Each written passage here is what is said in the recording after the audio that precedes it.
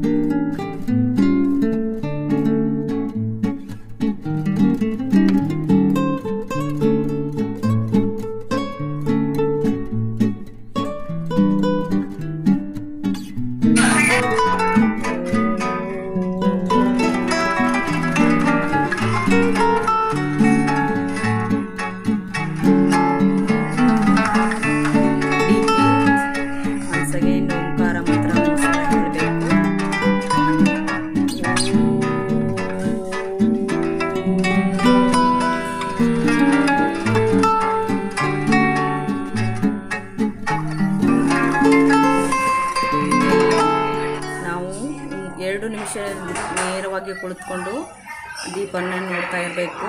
ನೋಡಿದ ನಂತರ ಕಣ್ಣುಗಳಲ್ಲಿರುವ ಎಲ್ಲ ಕಣ್ಣಿನ ನಂತರ ಮಾತ್ರ